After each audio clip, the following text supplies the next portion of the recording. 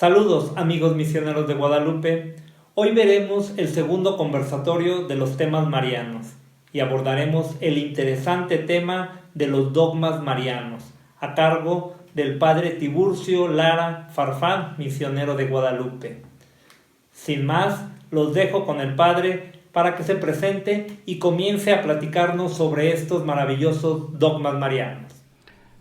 Muy buenos días, padrinos y madrinas. Es un gusto estar con ustedes en este día para compartir, ¿verdad?, algo sobre María. Y pues quiero empezar presentándome. Mi nombre es Tiburcio Manuel Lara Farfán, misionero de Guadalupe.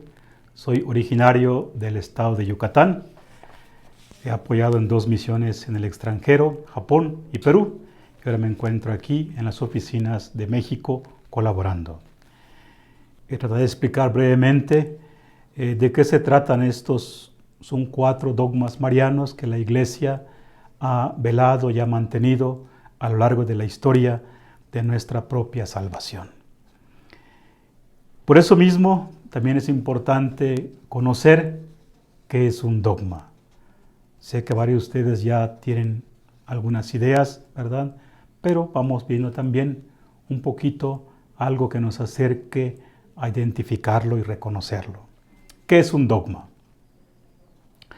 Los dogmas son verdades contenidas en la revelación divina que conforman puntos centrales de la doctrina católica. Se basan fundamentalmente en las escrituras y la tradición de la Iglesia y son promulgados en los concilios o directamente, ¿verdad?, el Papa en algún documento de la Iglesia. Los dogmas pueden ser muchas veces percibidos como arbitrarios, pero no se trata de eso. En cambio, son producto de largas reflexiones de la tradición a lo largo de los siglos y tienen como objetivo fortalecer nuestra fe y no limitarla. Son verdades en las cuales los fieles creemos que nos invitan a reflexionar y a conocer mejor la obra salvífica de Dios. Deben ser percibidos como oportunidades para enriquecer nuestro conocimiento de fe y como ideas no cerradas que aportan a quienes nos las comprenden o comparten. Existen muchos dogmas de fe en la Iglesia Católica, pero estos no deben verse como verdades aisladas, sino como conceptos que se van interrelacionando dentro de una misma doctrina que nos ayuda a profundizar cada día más en nuestra fe. El concepto de dogma debe ser revisado y entendido de manera más amplia. No es simplemente una verdad que hay que creer, obligados, porque si no quedamos por fuera de la Iglesia.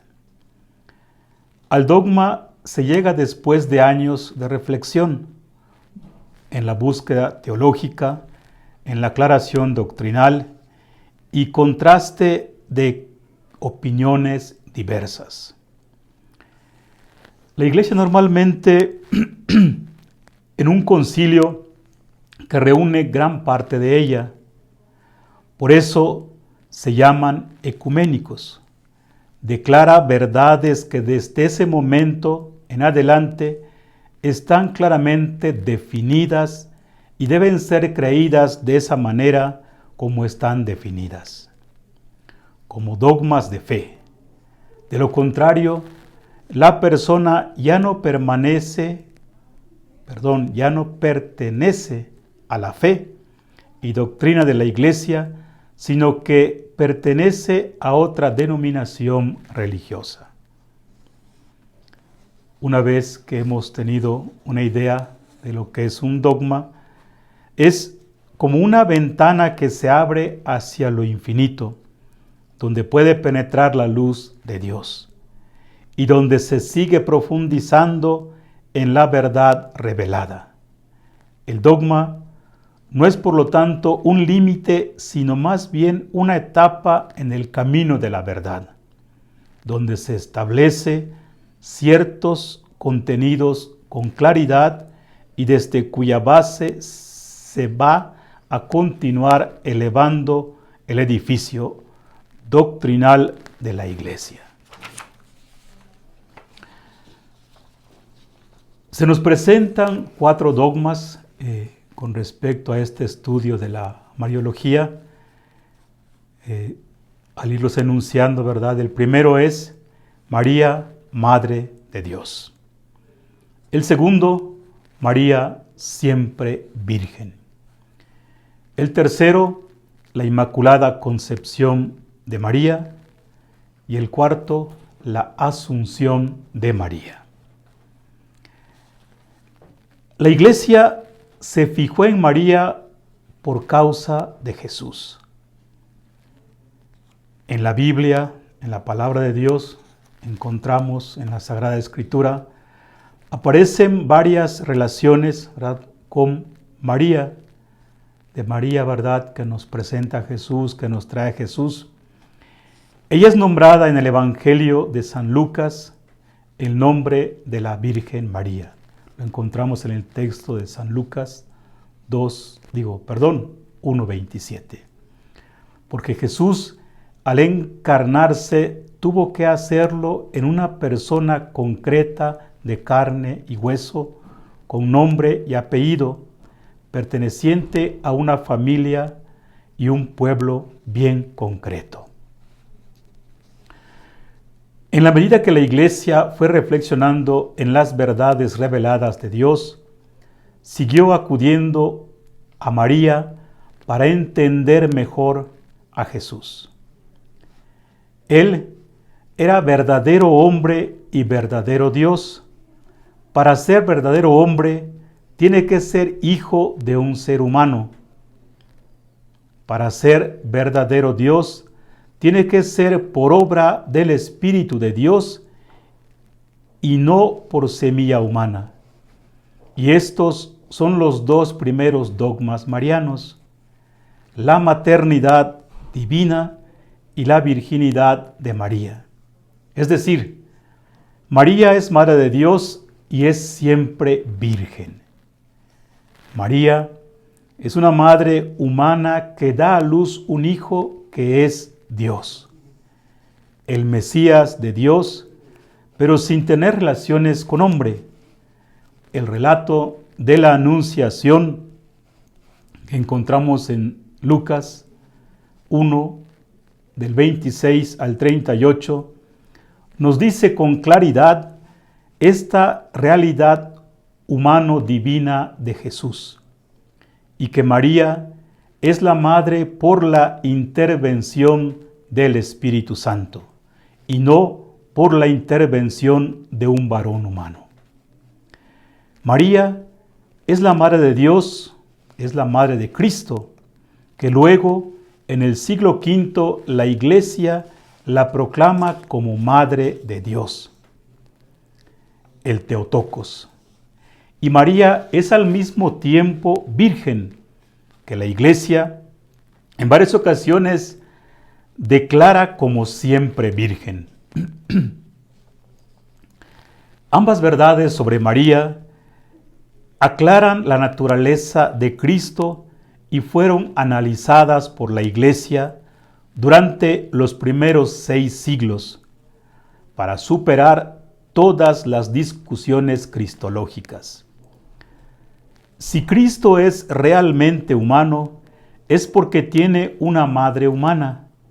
Si Cristo es realmente divino, es porque fue elegido por el Espíritu Santo en una madre virgen.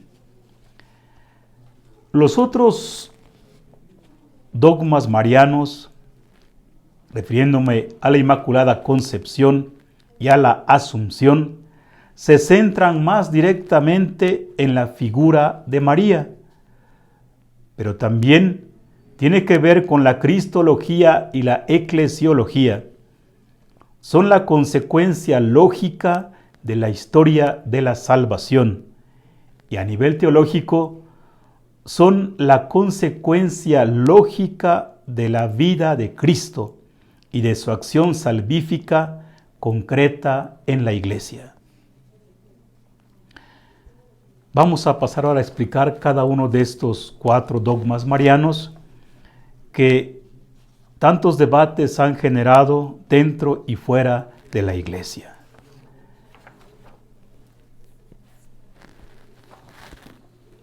María, Madre de Dios. En la visitación de María a su prima Isabel, en esta última pregunta, ¿cómo así viene a visitarme la Madre de mi Señor? Que lo encontramos en Lucas 1, versículo 47. Significa básicamente que la Madre es de Dios. La palabra utilizada en griego fue Theotokos, que significa la que dio a luz, la parida de Dios. Esta afirmación no quiere decir que Dios tiene su origen en María, sino que María salió una persona que es de Dios. Ella dio a luz a alguien que es Dios, hombre verdadero y Dios verdadero. El origen de Jesucristo es divino, engendrado del Padre antes de todos los siglos, desde la eternidad, pero hecho hombre por la encarnación en María. Ella es su madre y por lo mismo es madre de Dios, puesto que Jesucristo es Dios. En la Biblia encontramos varias citas que apuntan a esta realidad mariana. El Evangelio de San Mateo nos dice, refiriéndose a la acción de José ante el embarazo de María: así lo tenía planeado. Cuando el ángel del Señor se le apareció en sueños y le dijo: José, hijo de David, no temas tomar contigo a María tu mujer, porque ha engendrado en ella, es el del Espíritu Santo. Dará a luz un hijo, y tú le pondrás por nombre Jesús, porque él salvará a su pueblo de sus pecados. Todo esto sucedió para que se cumpliese el oráculo del Señor por medio del profeta: ved que la Virgen concebirá y dará a luz un hijo, y le pondrán por nombre Emmanuel, que traducido significa Dios con nosotros. Lo cual indica que ese hijo de María viene de Dios y no viene por intervención de varón, puesto que José era el prometido de María y él no tuvo que ver en eso. Al final, Mateo resalta que se está cumpliendo la profecía del Emmanuel, Dios con nosotros. Dios ha llegado, Jesús es Dios, la madre de Jesús es madre de Dios. En San Lucas se relata la anunciación del ángel a María. Lo encontramos en el texto de San Lucas 1, versículos del 26 al 38, donde se establece un diálogo entre ella y el ángel. Este le dice que concebirá un hijo que será llamado Hijo del Altísimo. Como sabemos, en la Biblia, el nombre significa lo que en realidad es la persona que lo lleva. Lucas está indicando que Jesús es verdaderamente Hijo del Altísimo, Hijo de Dios. María, por lo tanto, es la madre del Hijo de Dios. Ella sigue dialogando y preguntando cómo puede ser eso posible, puesto que no conoce varón. No está en relaciones carnales con ningún hombre y el ángel le explica la manera de cómo va a suceder por la acción del Espíritu Santo, que cubrirá a María con su sombra y por eso lo que nacerá de ella será llamado Hijo de Dios.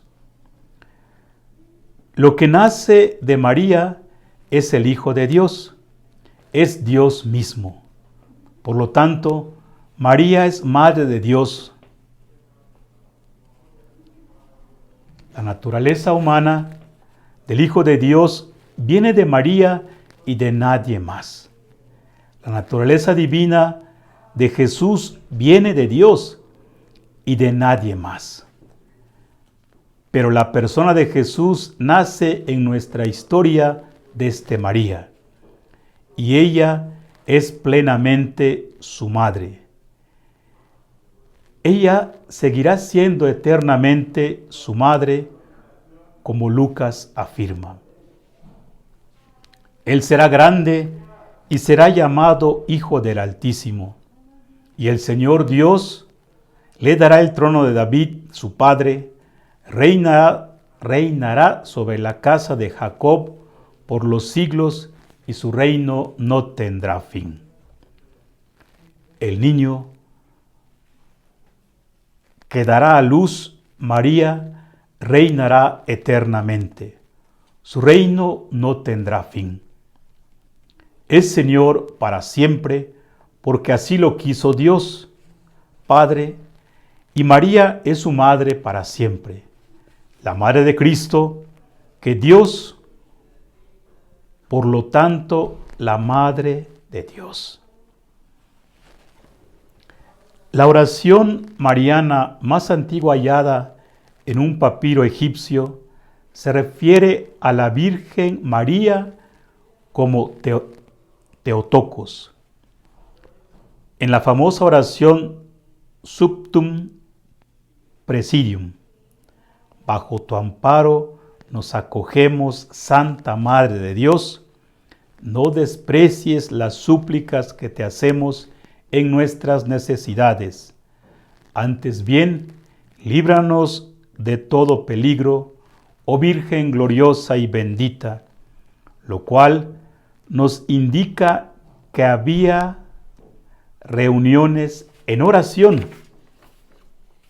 donde los fieles cristianos rezaban juntos e invocaban la protección de María, dándole el título de Madre de Dios. Este papiro data del año 250 después de Cristo, 2 siglos antes del Concilio de Éfeso, en el que se estableció este título de la Virgen. Esto muestra que antes de que fuera considerado un dogma, es decir, una verdad de fe, los fieles cristianos ya reconocían a María como la Madre de Dios. Pasamos al segundo dogma de fe, en este dogma mariano, María siempre virgen. Inicia pues con una pregunta: ¿cómo será esto posible si no conozco varón? Lo encontramos en Lucas 1:34.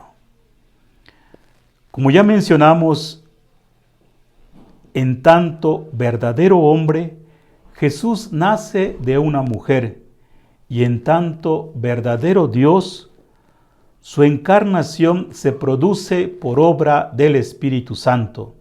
Por lo tanto, no puede haber habido intervención de un varón en el embarazo. En la Anunciación, el ángel Gabriel le anuncia a María que dará a luz un hijo por intervención divina, Frente a la pregunta de María, el ángel le responde: el Espíritu Santo vendrá sobre ti y el poder del Altísimo te cubrirá con su sombra. Por eso, el que va a nacer será llamado Santo y también se le llamará Hijo de Dios. Lo encontramos en Lucas 1:35. En este pasaje, la Iglesia interpreta que el evangelista se refería y se refiere más bien a la virginidad de María, que está ligada a la divinidad de Jesús. El Hijo que nacerá lo hará como consecuencia de la acción del Espíritu Santo y será Hijo de Dios. La Biblia enfatiza la virginidad de María. El Evangelio de San Mateo expresamente recuerda la profecía de Isaías 7:14. He aquí que una doncella va a concebir y dará a luz un hijo, a quien le pondrán por nombre Emmanuel, que significa Dios con nosotros. Eso también lo encontramos en el texto de Mateo 1:23. La virginidad de María fue profecía esperada por el pueblo de Israel y al mismo tiempo requisito para que ese hijo fuese realmente el Hijo de Dios y no el hijo de cualquier hombre. El Evangelio de Juan también asoma en su prólogo el origen divino de Jesús y la no participación carnal en su nacimiento. En el principio existía la palabra, y la palabra estaba con Dios, y la palabra era Dios. Juan 1:1. Y más adelante dice, la cual no nació de la sangre, ni de deseo de hombre, sino que nació de Dios. Juan 1:13. Juan y la tradición sucesiva de la Iglesia apunta al misterio de la virginidad de María.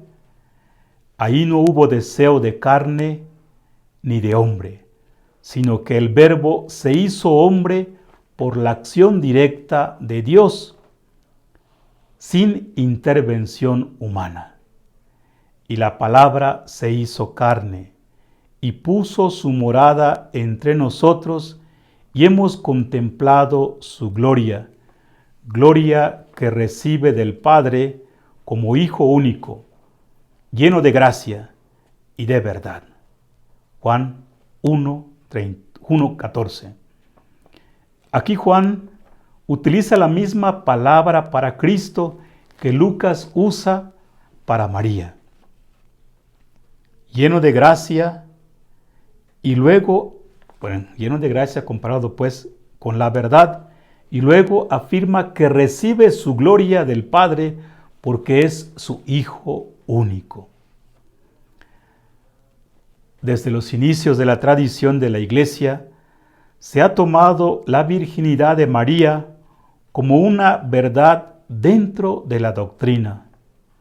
San Ignacio de Antioquía, uno de los padres de la Iglesia en el siglo I, ya hace referencia a la virginidad de María. En el año 553, en el segundo concilio de Constantinopla, declara a María como la siempre virgen. La virginidad de María, como las otras verdades marianas, forman parte de un corpus de fe que no se puede dividir. Está ligada a todas las realidades reveladas por Dios y en la medida que se acepta y se comprende mejor, fortalece la fe y la doctrina de los cristianos. Los dogmas marianos de la maternidad divina y la virginidad responden a la doble naturaleza de Jesús como hombre y como Dios respectivamente. Ambos se complementan y nos hablan del Hijo de Dios. Pasamos al tercer dogma de nuestra fe en el estudio de la Mariología, la Inmaculada Concepción de María. Alégrate, llena de gracia, el Señor está contigo. Lo encontramos en San Lucas 1 y versículo 28 en adelante. Este dogma supone que la Virgen, desde el momento de su concepción y durante toda su vida, fue preservada del pecado original. Pero, ¿qué significa esto? Cuando Adán y Eva se rebelaron contra Dios y comieron del fruto prohibido, se introdujo el pecado en el mundo y con este la muerte para la humanidad. Desde ese momento, todos los seres humanos nacemos con la marca del pecado original por pertenecer a la misma especie afectada. El sacramento del bautismo tiene la función de limpiar el pecado y con la confesión se nos otorga el perdón de Dios. Esto se debe a que a lo largo de la vida continuaremos pecando a causa de nuestra naturaleza, aunque hayamos aceptado a Dios en nuestras vidas. De esto queda excluido la Santísima Virgen María, la única criatura humana que pertenece y que permanece libre de pecado durante toda su vida. El ángel Gabriel, al decir y al llamarla la llena de gracia, y para la Iglesia, María nunca pierde este estado de gracia. La importancia de María en la historia de la humanidad se inicia desde el momento en que Dios la eligió para ser la madre de Cristo. Como tal, María ocupa un lugar especial en la creación como madre del Salvador que nos libera de todos nuestros pecados.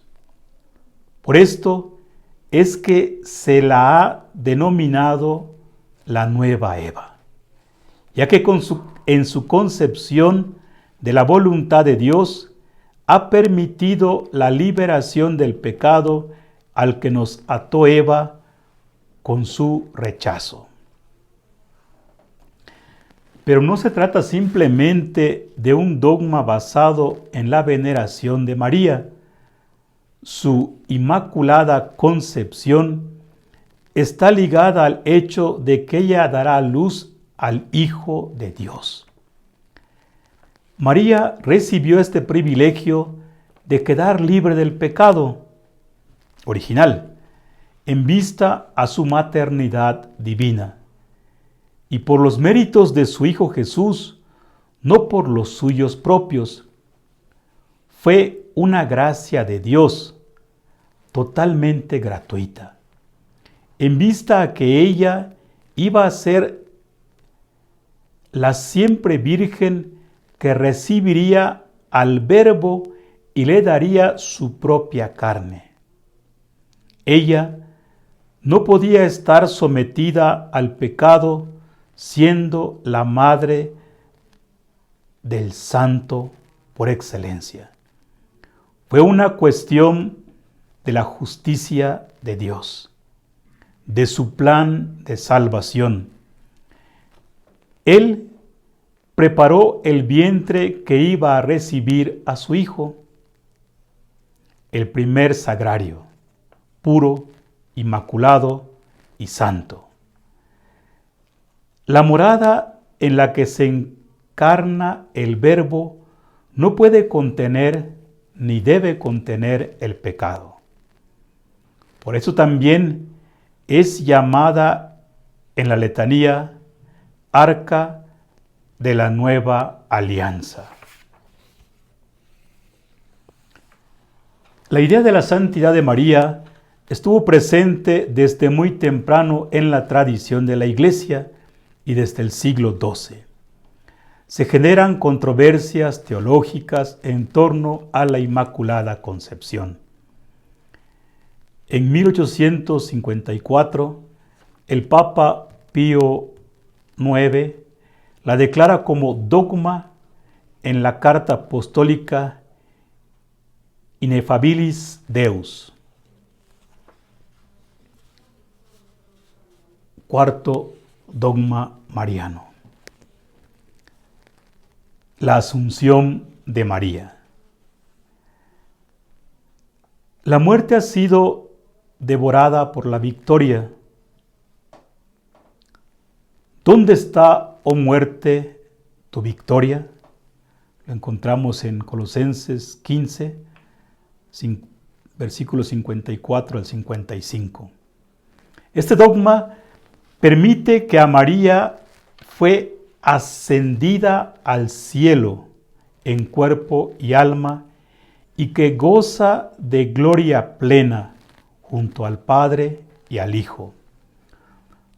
Ese dogma fue proclamado por el Papa Pío XII en el año 1950 con la Constitución Apostólica Munificentissimus Deus.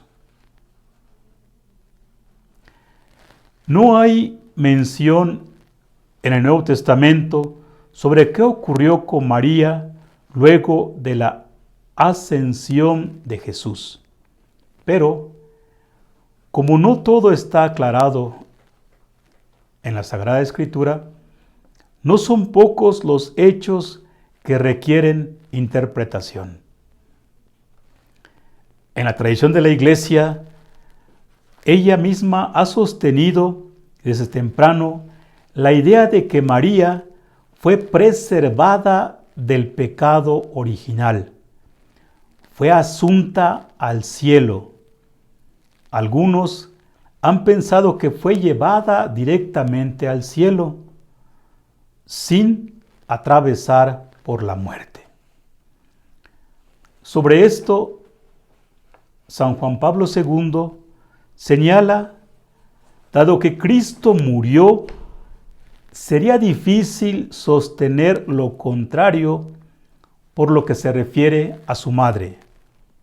Esto fue en el año 1997.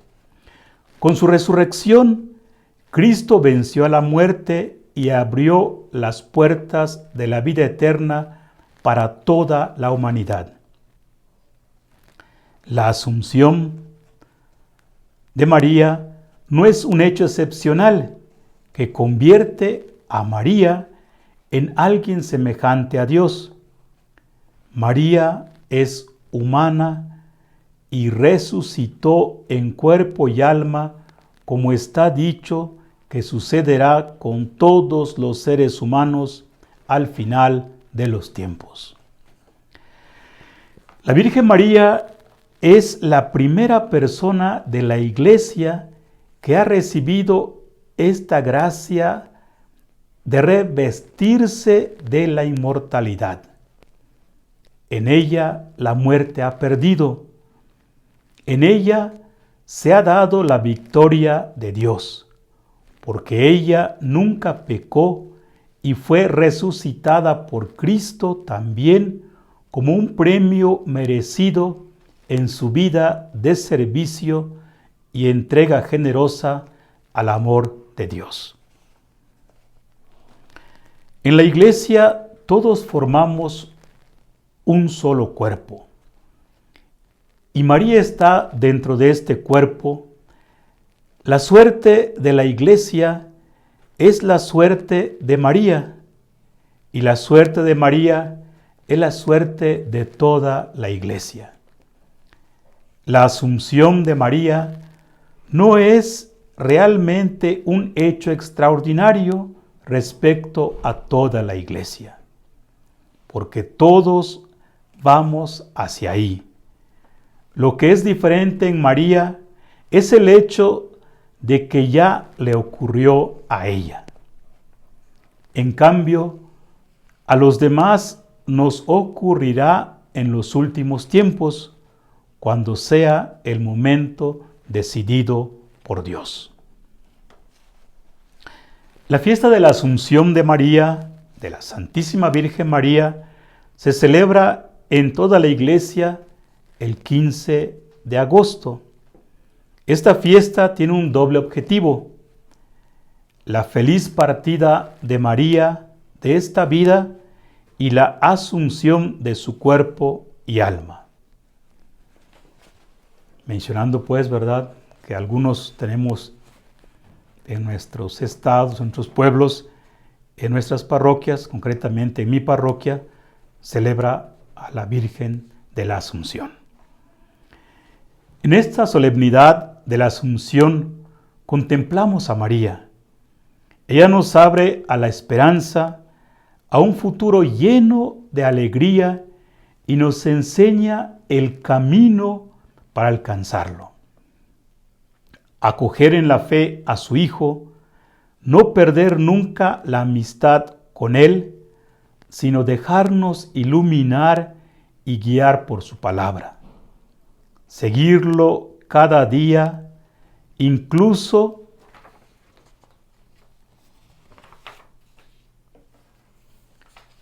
en los momentos en que sentimos que nuestras cruces resultan pesadas. María, el arca de la alianza que está en el santuario del cielo, nos indica con claridad luminosa que estamos en camino hacia nuestra verdadera casa, la comunión de alegría y de paz con Dios. Esto lo recordamos en la homilía del Papa Benedicto XVI en el año 2010. María siempre ha tenido y tendrá un lugar especial en la Iglesia por ser la Madre del Señor y por haber entregado completamente su voluntad al plan salvífico de Dios. Todos los títulos y verdades que se le atribuyen tienen el fin de reforzar el mensaje, el sacrificio y la redención que llevó a cabo Jesús. Y en nuestro país recordamos pues, ¿verdad?, a María en la advocación de Guadalupe. Así es que, por lo tanto, estos dogmas son una realidad necesaria más que un creer impuesto por la Iglesia como muchos lo ven. Es fruto de muchos siglos de diálogo y de oración donde el Espíritu Santo guía para darnos la luz de estos acontecimientos, y aquí brota todas las demás manifestaciones, advocaciones marianas que ya veremos en otras ocasiones. Y recordamos, ¿verdad?, a María como esta mujer humilde y sencilla que nos acompaña en este camino y que nos va llevando, conduciendo a Jesús. En el estudio, como sabemos bien, de la teología, esta área de la Mariología que nos acerca a conocer a Jesucristo por medio de su Madre María en estos dogmas marianos. Alégrate María, llena eres de gracia, el Señor es contigo. Bendita eres entre todas las mujeres y bendito es el fruto de tu vientre, Jesús. Santa María, Madre de Dios, ruega por nosotros pecadores, ahora y en la hora de nuestra muerte. Amén. Pues bien, apreciados padrinos y madrinas, fue un gusto compartir con ustedes este momento. Le pido a Dios que les siga bendiciendo, que les conceda la salud que más necesita cada uno de nosotros. Que tengan un buen día. Muchas gracias. Hasta pronto. Bien, espero que el padre Tiburcio haya esclarecido algunas de las dudas que tenía sobre estos dogmas marianos, que como ya comentó, es en realidad uno solo. Primeramente, el dogma de la Inmaculada Concepción de María es necesario porque Dios, que es el Santísimo, el Santo de los Santos, pues no puede cohabitar con el pecado y por lo tanto es necesario este dogma, que permitió que María pues naciera sin pecado para ser la Madre de Dios. Viene el segundo dogma, o junto con este, el de María siempre virgen, ¿sí? La concupiscencia de la carne no permitiría que María pudiera concebir sin pecado. Por lo tanto, como decimos en el rosario, María es virgen antes, en el parto y después del parto. Y el dogma de María como Madre de Dios, que es el primer dogma que se dio en nuestra iglesia y que llevó muchos siglos llegar a esta conclusión, pues vemos cómo el Espíritu Santo, nos dice en las Sagradas Escrituras, su sombra cubre a María y fecunda el óvulo. Entonces es el Padre es Dios, pero el Hijo que da María, que sale de sus entrañas, pues es una criatura que es Dios, ¿sí? Entonces ella es madre de Jesús, pero también es Dios. Y una vez consumada la salvación, pues Dios no podría dejar marchitar la flor más bella de su jardín, ¿no? Y aquí entonces es necesario también este dogma de la Asunción de María, que es el que se ha decretado más recientemente, ¿no? María está con su cuerpo y su alma a un lado de Dios. Y pues así, estos dogmas, más que una realidad impuesta por la Iglesia, es una realidad necesaria.